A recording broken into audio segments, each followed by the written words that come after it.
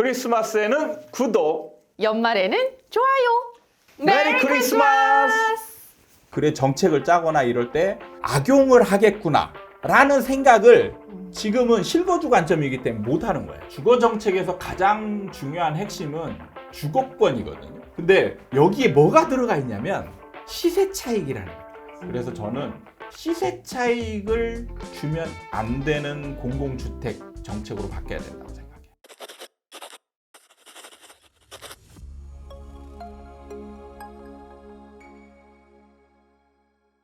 반갑습니다. 아파트 사이클 연구소 소장 이현철입니다. 김나은입니다.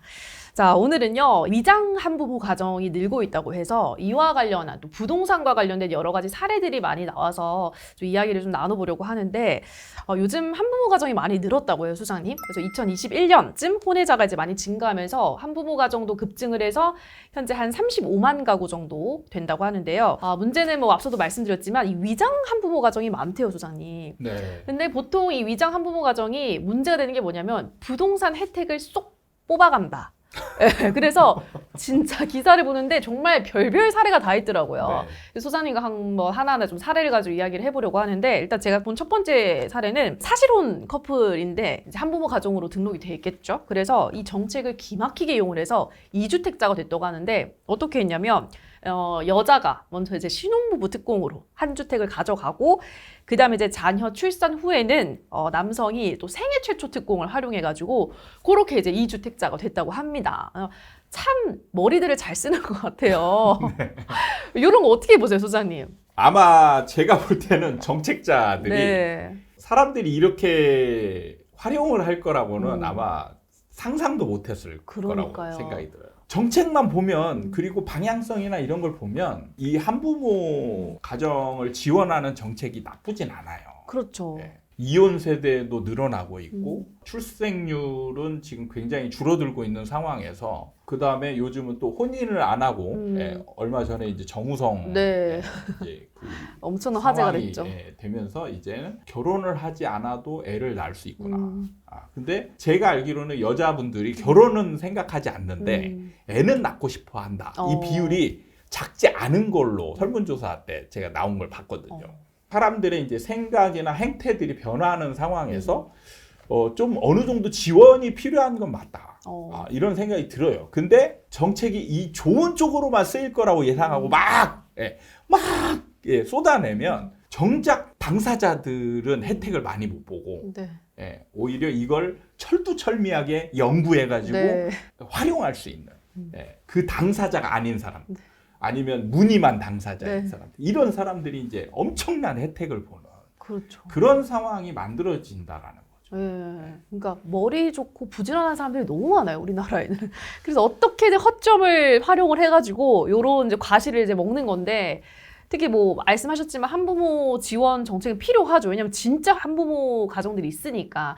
근데 그렇게 되면은 이 한부모 지원 정책을 또 제가 쭉 살펴보니까 주거 지원이 가장 또 큰 부분이더라고요. 그러니까 이렇게 부동산의 어떤 바늘구멍을 노려가지고 이런 일을 좀 벌이는 것 같은데, 뭐 예를 들어서 임대주택 같은 경우는 한부모 가정이 확률이 훨씬 높다고 해요. 청약 기회도 훨씬 많고. 그러다 보니까 계속 이렇게 방법을 좀 만들어내는 것 같은데, 근데 그렇다고 이거를 없앨 수는 없는 거잖아요, 소장님. 그렇죠? 저는 좀 주거 정책을 좀 과감히 바꿀 필요는 있다고 생각해요. 그래요? 어떤 그 부분은 식으로요? 뭐냐면, 주거 정책에서 가장 중요한 핵심은 주거권이거든요. 근데 여기에 뭐가 들어가 있냐면 시세 차익이라는 게 들어가 있어요. 더 욕망이 다 있죠. 그러니까 이 주거 정책에서 네. 현실적으로 시세 차익이 들어가 있습니다. 그렇게 할 수 있게끔. 이게 있다 보니까 사람들이 과도하게 이 공공주택에 더 기대를 하고 매달리는 상황이 만들어져요. 그래서 저는 시세 차익을 주면 안 되는 공공주택 정책으로 바뀌어야 된다고 생각해요. 아예 주거 지원을 할 거면은 시세 차익을 없애버려라, 그럼. 공공주택은 시세 차익을 주면 안 돼요. 그냥 네. 주거권을 안정적으로 싸게, 안정적으로 살 수 있게 해주는 거잖아요. 그걸로 혜택이 충분히 가는 거예요. 근데 여기에다가 시세 차익까지 더해. 그럼 사람들 미치는 거죠. 그래서 이런 사례들이 나오는 거군요. 네, 그러니까 이런 사례들을 미친 듯이 연구해서 이걸 받으면 대박이니까 그냥 앉아서 돈 버는 거잖아요. 그렇죠. 이거 아는 사람들은 안 하게 생겼습니까? 하죠. 그렇죠. 네. 그러니까 우리나라 같은 경우는 대부분 뭐 예를 들어서 공공주택도 일단 10년 뭐 임대하고 뭐 10년 뒤에는 뭐 분양가대로 가져갈 수 있게 하고 뭐 이런 제도들이 있잖아요. 그러니까 그렇죠. 이런 것들을 아예 싹 바꿔야 된다 이런 말씀이신 그죠. 거네요. 저는 이게 공공 임대를 10년 살게 하잖아요. 네. 그럼 이것만 가지고도 혜택이에요. 엄청난 혜택이죠. 엄청난 혜택이죠. 맞아요. 근데 네. 여기서 10년 전 가격으로 분양을 하게 되면 어떤 문제가 생기냐면 이게 분양을 받자마자 지금 현 시세로 올라오게 돼요. 그렇죠. 그럼 분양을 받는 순간 로또가 되는 거예요. 완전 로또죠. 자, 여기서의 가장 큰 문제점은요. 모든 사람이 이 혜택을 받는 게 아니고 소득이 좀 적은 사람들, 소수의 당사자들만 혜택을 보는 거잖아요. 그러면 약간의 어떤 시간이나 뭐 상황에 따라서 이 상황이 벗어나는 사람이 있어요. 약간.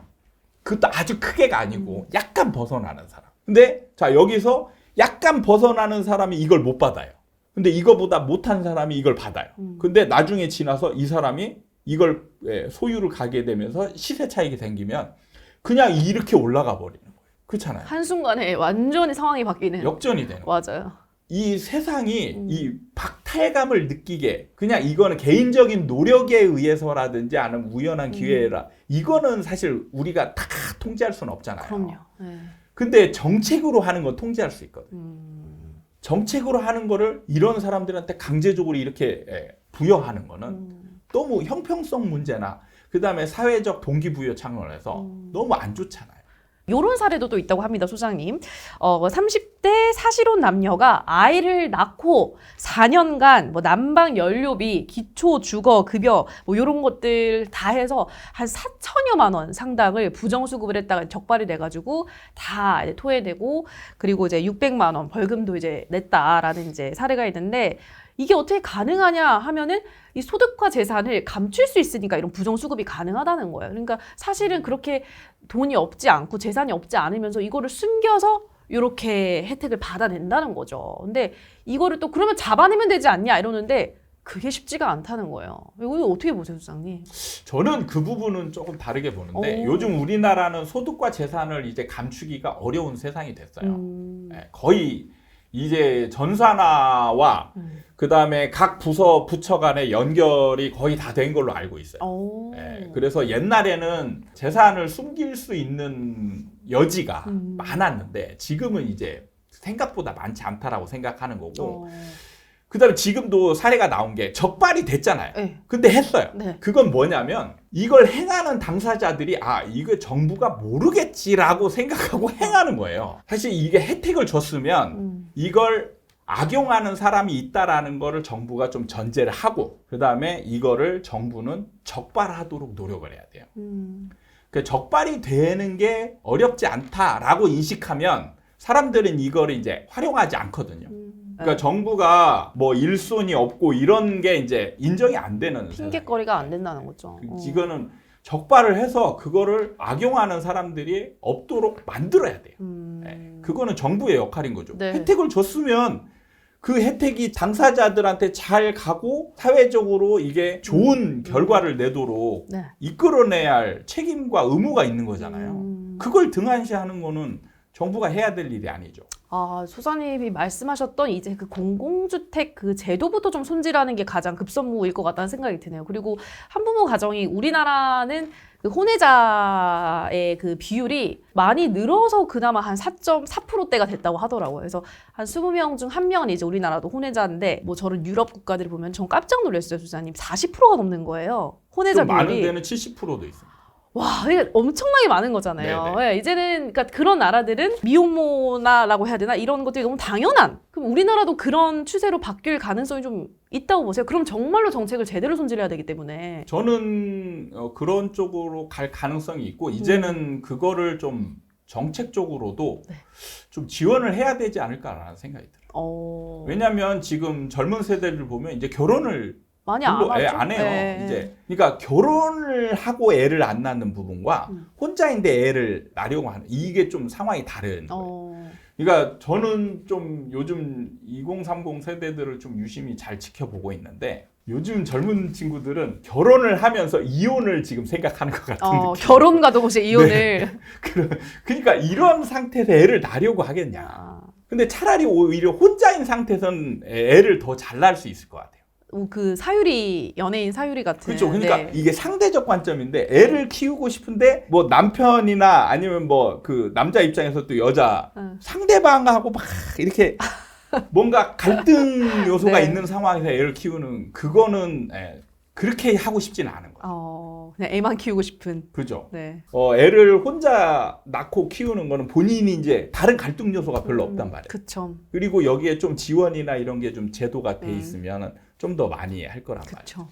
말이에요. 그런 측면에서 이제는 좀 제도적으로나 인식적으로나 좀 조금 많이 바뀌어야 되는 부분이 아닌가 이런 생각이 있어요. 소장님 나름의 그 해결책을 한번 제시를 했는데 요거 진짜 꼭 보셨으면 좋겠는데요. 저는 이 정책자들이. 저는 정책자가 일단은 네. 뭘 바꿔야 되냐면요. 네. 실거주 관점에서 무조건 벗어나야 돼요. 이제 우리나라는 전 국민이 네. 거의 이제 실거주 관점은 없다. 네. 다 투자 관점으로 집을 보고 있다. 생각을 하는 게 인식의 전환이 이루어져야 거기서부터 이제 출발이 되잖아요. 그렇죠. 그래 정책을 짜거나 이럴 때 이런 사람들이 이렇게 악용을 하겠구나라는 생각을 지금은 실거주 관점이기 때문에 못 하는 거예요. 네. 근데 이거를 실거주 관점에서 벗어나서 투자 관점에서 이렇게 하면은 사람들이 이걸 이렇게 악용해서 활용하겠구나라는 생각을 할 줄 알게 된다. 그러니까 조금이라도 시세 차익을 볼 수 있게 하는 그 제도는 싹을 잘라버려라. 주거 지원 혜택을 줄 거면 주거만 지원해라. 다른 건 지원하지 마라. 이렇게 원래 정리하면 그렇게 되죠. 가야 되는 거예요. 그렇죠. 좋습니다. 오늘은 이렇게 한부모 가정과 부동산 정책에 대한 이야기를 한번 나눠봤습니다. 요즘 또 이 한 배우가 쏘아올린 공이죠. 그 관련한 이슈이기 때문에 우리 구독자분들도 좀 흥미롭게 들으셨을 것 같은데요. 저희는 다음 시간에도 재미있고 알찬 콘텐츠 가지고 돌아오도록 할게요. 여러분 좋아요와 구독, 알림 설정까지 부탁드립니다. 감사합니다. 감사합니다.